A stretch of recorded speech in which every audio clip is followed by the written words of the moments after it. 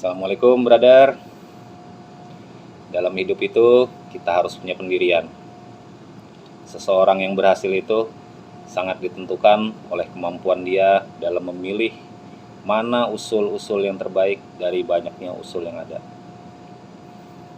Dan episode kali ini kita akan belajar dari jangkrik, cerita jangkrik. Simak kelanjutannya. Suatu hari di sebuah kerajaan jangkrik ada kompetisi panjat pinang. Kalau kita 17-an Agustusan kita lah, sering ada lomba-lomba pinang. Ini di kerajaan jangkrik ada lomba panjat pinang. Raja memberi pengumuman, "Wahai rakyatku, aku mau bikin perlombaan panjat pinang ini. Akan kutaruh amplop di atas pinang. Siapa yang berhasil mendapatkan amplop itu, hadiahnya istimewa. Hadiahnya akan kunikahkan dengan putriku." Wah, semua pasukan jangkrik yang hebat-hebat itu turun. Daftar kesatria-kesatria jangkrik, orang-orang hebat, macam-macam, ngumpul semua. Dan pohon pinang itu diset, dikasih oli, gemuk, apa bahasa gemuk gitu. Kalau kita sini apa ya? Grease. Dikasih pelicin lah, kasih solar. Tibalah saatnya. Ratusan rakyat jangkrik berkumpul di lapangan itu. Semula yang mendaftar, yang berhasil lolos pendaftaran itu sekitar 50-an peserta. Wah, semangat penonton, rakyat jangkrik semangat. Mulai perlombaan. Dari siang berlomba, naik 1 jam kemudian, 2 jam kemudian mulai berguguran, mulai banyak yang nyerah, mulai kecapean. Jam 3 sore itu sudah dari yang tadinya 50 tinggal 30. Jam 4 sore tinggal 20 orang. Jam 5 tinggal 10 orang, tinggal 10 ekor. Jam 5 ini penonton sudah mulai capek sudah. Capek sudah teriak. Oi. Habis sudah suara penonton. Sampai di setengah 6 hanya tinggal 3 lagi yang tersisa. Nah, tinggal 3 peserta. Penonton lemas. Capek sudah penonton. Wah. Setengah 6 itu menuju ke maghrib, hari mau maghrib, hanya tinggal 1 lagi. Hanya tinggal 1 peserta. Masih coba. Itu penonton. Oi, turun, capek sudah, Anda akan berhasil. Kamu kecil, badanmu kecil, kemampuanmu tidak ada apa-apanya, kamu lemah. Sudah, waktunya selesai, habis sudah, tidak ada yang akan berhasil. Macam-macam omongan ini, macam-macam perkataan penonton. Apalagi yang para peserta tadi, yang sudah kalah tadi. Itu omongannya pedas-pedas. Kalau didengar sakit kuping. Sudah turun. Tapi apa yang terjadi? Si jangkrik ini tetap aja coba. Sampai mau akhir jam 6, ternyata dia berhasil. Si jangkrik tadi berhasil mendapatkan amplop tadi, berhasil dia naik.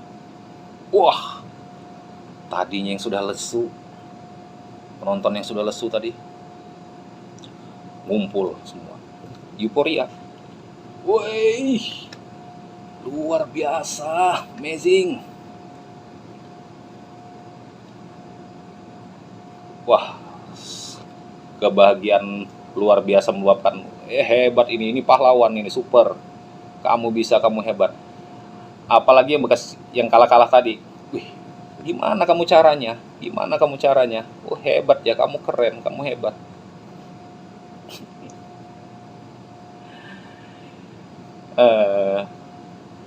Ternyata si jangkrik yang tadi, yang berhasil tadi, punya satu rahasia. Kenapa dia bisa sukses, kenapa dia bisa berhasil mencapai puncak pinang tadi dan mendapatkan amplop tadi. Apa rahasianya? Ada yang tahu?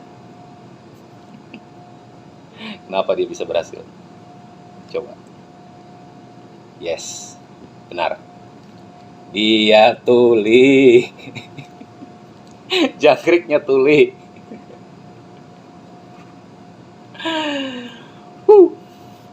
Jangkriknya nggak bisa dengar.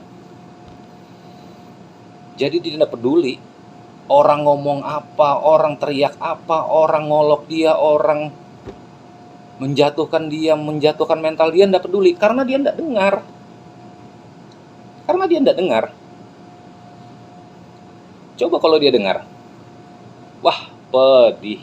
Oh, kata-kata orang, apalagi kata-kata netizen. Pedih. Pedih, sakitnya tuh di sini. Dia tidak dengarkan.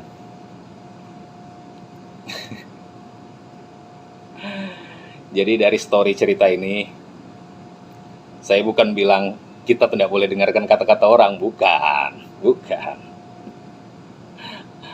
Ada hikmah yang perlu kita ambil di sini.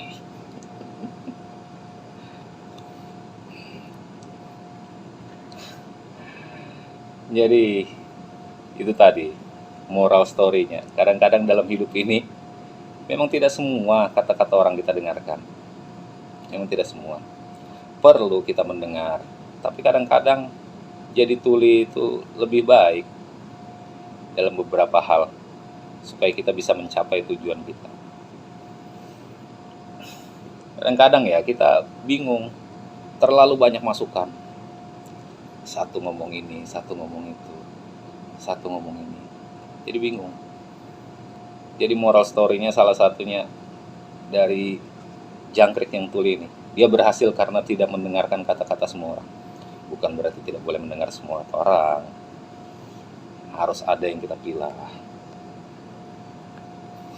Karena banyak juga masukan yang baik, yang dari sudut pandang berbeda, itu bisa kita ambil hikmahnya di situ. Tapi kembali, kita yang menentukan yang mana yang harus kita lakukan. Jangan berkuping tipis. Tiap kali orang ngomong, kita percaya. Tiap kali ada orang beri masukan, kita dengarkan. Tidak juga.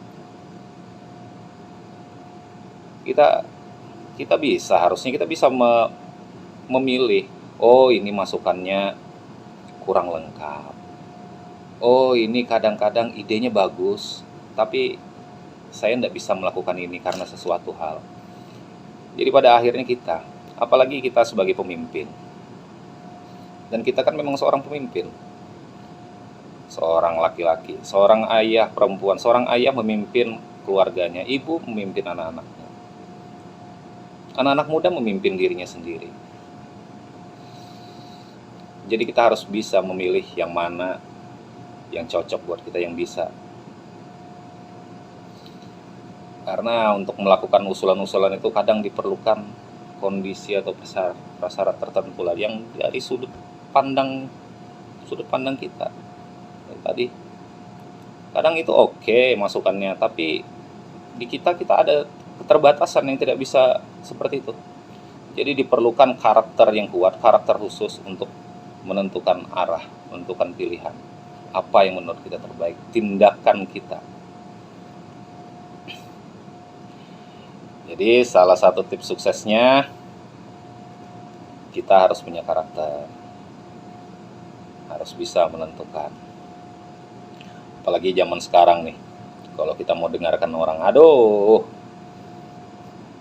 punya Facebook, punya YouTube, komentar netizen, wow. Netizen plus 62, netizen paling budiman. Ada komentarnya yang yang membangun, ada komentarnya yang iseng-iseng aja. Macam-macam. Jadi pandai-pandai, karena kita tidak bisa memuaskan setiap orang.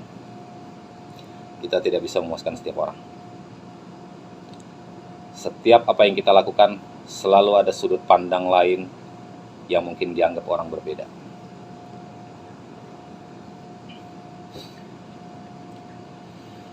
Ada juga yang sudah parah lagi, yang apapun pekerjaan orang, apapun kegiatan orang dikritik. Mungkin hobinya ngeritik. Ada aja. Kerjanya cari salah orang. Jadi kalaupun harus mendengarkan, kita yang menentukan yang mana yang menurut kita terbaik, yang mana yang bisa kita lakukan. Itu mungkin tips dari saya yang tadi kita awali dengan cerita jangkrik, bahwa kadang-kadang dalam hidup kalau mau sukses kita tidak perlu mendengar semua omongan orang. Tapi jangan lupa, masukan dari orang bisa membuka sudut pandang dan wawasan kita. Oke, selamat mencoba. Saya doakan kita semua semakin sukses, dan sampai jumpa lagi di video berikutnya. Assalamualaikum.